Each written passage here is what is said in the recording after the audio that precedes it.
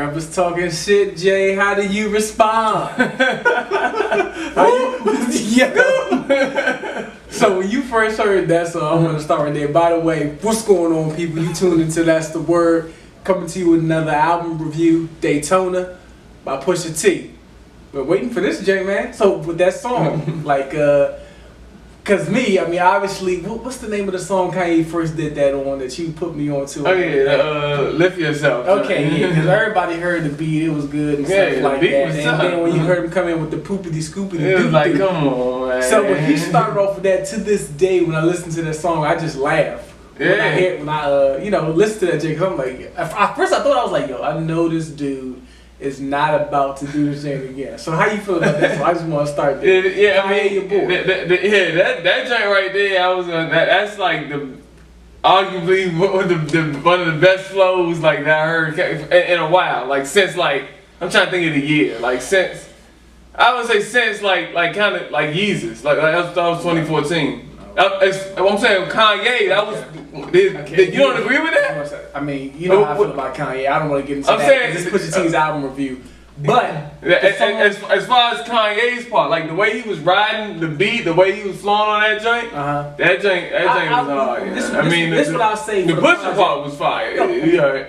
I'll just say this to start up top. Pusha was on point this whole album. Yeah. But from Kanye, I will say that even through all the craziness and all that kind of stuff, you can feel however you want to feel about him, with his politics and all that kind of stuff. That motherfucker can make a beat. Yeah. He can make some music. And especially with him and Pusha T on this album, 7 tracks, and this is what I always say about albums that are like single digits. Because J. Cole fucked up on it. I think it was like 10 tracks or something like that on For Your Eyes Only. If you gonna give us 10 or less tracks, you better come hard on every single track. That's what Pusha T did. I was happy to hear from Kanye on this. And honestly, on his verse on that, Jane, when you hear, I mean, obviously, you're not going to accept everything he said, but when he talks about that call from what's the name? Still crazy. Yeah, haven't got a baby named Avery. Yeah, it's still hazy. So he's talking about his, I had to look this up. He was talking about his cousin that had called him talking about his child died in his sleep. And I mean, everybody else might not know. His cousin's child died like in his sleep, like in her sleep. With no signs of anything was going on. So yeah, it just happened to die all of a sudden. I mean, that's what I'm saying. What he's talking about, like, I mean, you know what I'm saying, thinking like, what would Tupac do? You be thinking what New Kids on the Block do? Like, how he put that verse together was fire. That verse was fire, and I'm hoping he bring that on his. I'm hoping he bring more of that energy on his album. We'll see. They're on phone. We'll see how he sound and everything on his album. I am looking forward to it after this album.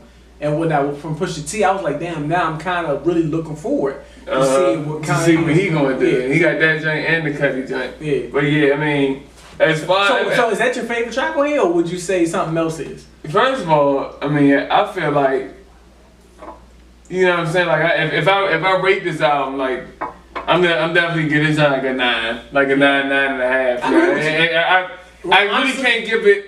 It's hard to get something to 10 because 10s are like, and I'm like, yeah, this is arguably like a modern day classic. Let's be a modern. I mean, I can easily say modern. You know how I feel about saying that kind of stuff. But honestly, when I sat down and listened to it, the 7 tracks, if you haven't listened to it, I mean, this is probably the best collection of work in hip hop I have heard since. I mean, go back, and that's why when I called you the other day, I challenge everybody, if you watch this video and everything, go back and look at the albums that have came out this year so far and last year.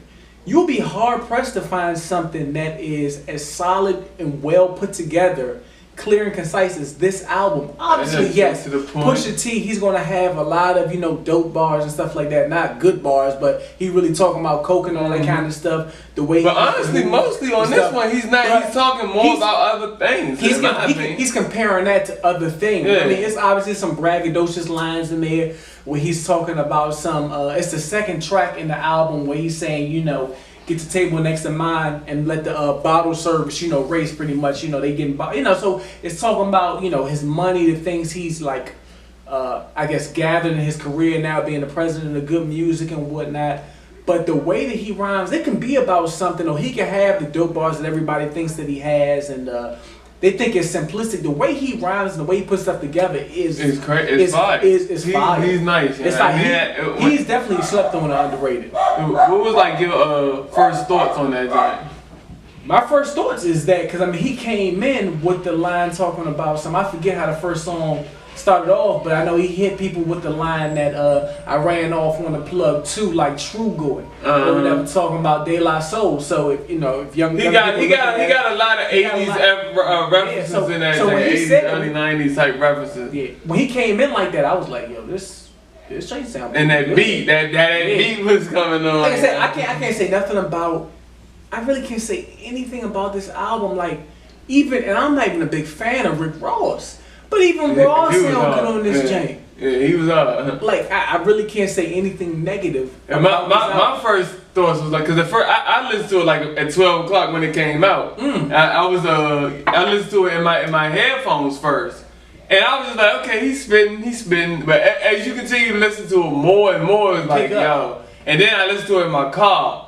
And then beats came. I was like, I was in the car, like I was just like this, like you do hear like, bro, come on, like, bro. The way the production is going with his flows, the games like play. When Kanye do the beat switches, it's not even like when he just changed up around like a little. The games we play is hard, but the comeback baby jump, comeback baby, with a little soulful part coming, then the 808s and the jump like. Comeback Baby is it's probably my favorite song on here just because of the hook and how he got like the little soulful hook on there. It sounded like a nice little diversion from what Pusha T is talking about. It makes it kind of smooth. Every song on this jam is good. Comeback Baby, Santeria, I like that because in that one he's talking about his road manager and stuff like that. They got killed and whatnot. And he goes into that, and the stuff he's talking about, it sounds really, really good. I mean, in the last verse, it sounds like, and I could be wrong, he's talking about getting revenge for the dude that ended up getting killed, because his road manager was like a church-going person. Yeah. So he's saying that he kind of didn't deserve what happened to him on that one. But that's another song that sounds good. And like you said, when we talked briefly about this, you were saying you like a lot of the homages he paid to like Jay-Z and whatnot. Yeah, with the Jay-Z line. He got the Tupac joint, the Come With Me, the Machiavelli joint. Did you pick up on what's it, on Santeria, the sample from that? You know what that is? No. That's from Lil Kim's album. It's like, the song, he goes, damn ma, I love you like the lie, the ganja, the Sesamilia, please excuse me, y'all, but I mean that's it. Go back to Lil Kim's hardcore album. It's something he said, or it was a sample from the like the little do do do do that stuff in the background. Santeria, listen to that Jane, then go to Lil Kim, and it's called oh my god, go through her album. I forget the name of the song and whatnot, but Kanye sampled Lil Kim's hardcore for that, little background for that. So I thought that was real cool. When it came in, it gave me that feeling like, damn, okay, he about to kill this. Like I said, every single track, solid. Yeah, every single track is fire. Pusha T is one of them dudes that, he been doing it since 02. He came out 02, Clips. You gotta check them joints out if you ain't seen that. That make me miss Malice, cause I would like to hear something from him now, cause both of them was he was on Static Selected. Yeah, he was on, and I think he got a new album now, cause he said something. I recently seen a video, and he said he got like a new album. So I gotta check that joint out just to see what what that joint about, but. Yeah. I mean, Pusha T is just one of them dudes that he's easily one of the best rappers in the game right now. You definitely, and he's like he in his 40s. He's a dude that's going to be slept on because for whatever reason. Maybe because he started out in the group, so he doesn't get as much just due. Maybe because people feel as though he's not very versatile with the subject matter that he is talking about. But he has a lane.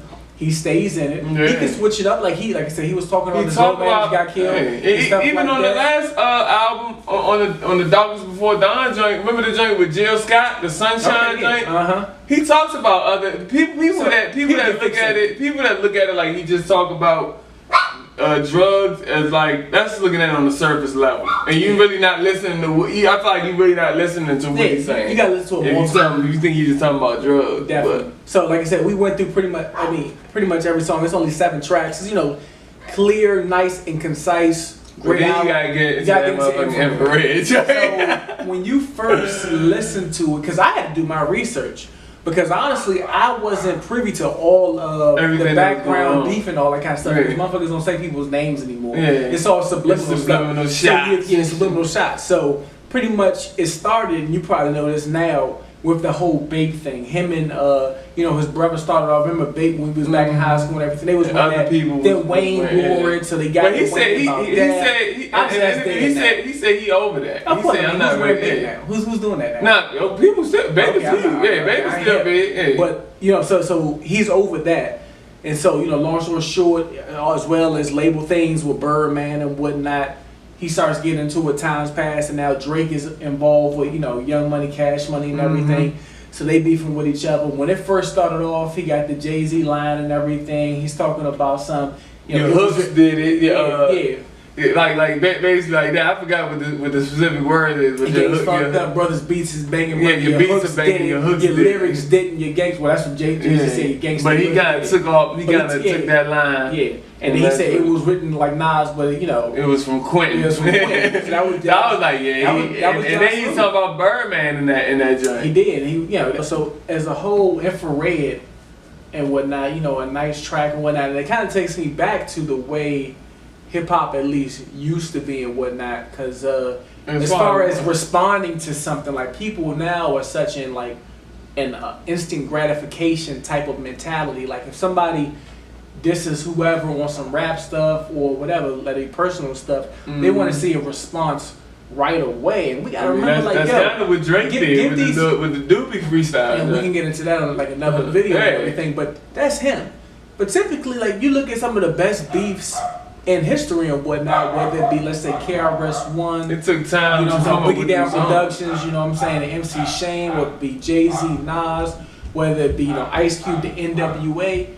These dudes ain't come out with something like, a week later. Does it take you wait? Honestly, that's how you make them classic hit them up, then come out. You don't come out. You don't drop. Somebody say something, then but then back then the times if you couldn't just drop a song overnight. You couldn't, but look at your best. So they had to put. That's why they put them on their albums. Correct. To be something. Look at your. I would tell people just to wait to see what Pusha T's response is going to be, because that's when you get the best work. Yeah. And I'm thinking, do you think he gonna respond though? I don't think he. Because I think he may be like, I said what I said in Infrared, and I'm not even. You know what I'm saying? But I'm like, Drake don't want it with Pusha T. You may have, obviously. Drake don't. I mean, obviously he do, but I don't know why. Pusha T would come. I'm fine with waiting to Pusha T's next out, to be honest with you, or whatever kind of work that he puts out, because.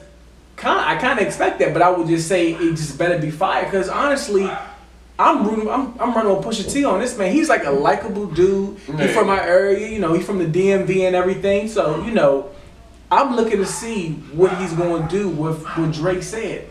I feel as though Pusha T lyrically should be able to body Drake. The only thing is he's kind of like ironclad. Lyrically and the way he delivers. You can't mess with Drake because nowadays, for one, people don't care if somebody's writing your lyrics and stuff like that. He already got the girls and whatnot, so he has that. So whatever he says, it's pretty much going to be seen. He got a big fan. He's killing somebody. Pusha T is in a tough spot where he can't even be as creative as he is, and he can't be even something as simple as, in one of the songs he says like, I'm 2.2 incentivized, talking about like a kilo of coke. A lot of kids, if they listening to this stuff, they don't even know what he's talking about. So he's kind of in a tough spot anyway, as far as, at least getting his diss record out there, because he can't even be as creative as he wants to be.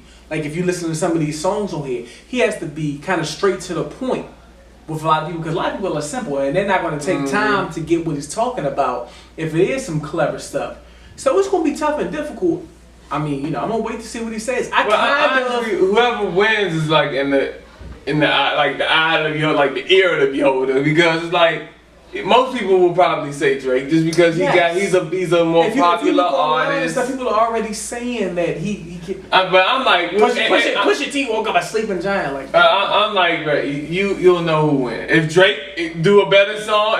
But I don't think Pusha T is gonna respond. Again, I don't think he needs to. I think he said what he said. What else I'm gonna say? Again, we'll talk about that in another video. You know, as far as this album goes, though, you say 9 out of 10. The only reason I would give it that as well is just because you want to hold your breath on giving something like perfect. Yeah. But honestly, 10 out of 10 is it? Honestly, for this millennium, I mean, I've been listening to this shit. And mind you, it's only 7 tracks. Heavy rotation. Man. I let it go. It's no skippable tracks on it. And if you're going to, if you're an artist and you're going to make something short, you need to come to it like this. And Pusha T, I mean, Pusha T been fighting since 2002. Like, he's never, anytime he spit, he's never like Cane and Guns. Like, I mean, from the intro of Lil Wayne. From his very first song. From the very first time he opened his mouth to say something, that shit has been fire. So I was like, What you expect? But he kind of flies under the radar. I don't know. I don't know. I mean, but from here on out, you got to anticipate what he's dropping because you know he's going to come to you. I don't think he's going to drop something good. Saying I'm just saying, as far as even future projects, you got to anticipate what he's going to do. So, like we both said, on a scale of 1 to 10, we giving this a 9. This is most definitely a buy. You already bought it. You bought the CD and the vinyl. I bought the CD. I'm thinking about getting the vinyl. This is definitely something you want to take your time, listen to, appreciate it, because I don't think you're going to find something of this quality, out in the hip hop, atmosphere now. Right, would you agree with that? Like, what else? It's nothing else that you could I'm hoping for these next couple. I'm really looking forward to that Nas joint because it's with Kanye production and not. I mean, on some of these beats, I would like to hear Nas on some of these beats. Like, I can hear him like killing them joints. Well, we gonna get it in a little bit. So I mean, that's Daytona, Pusha T. That's the word. Out.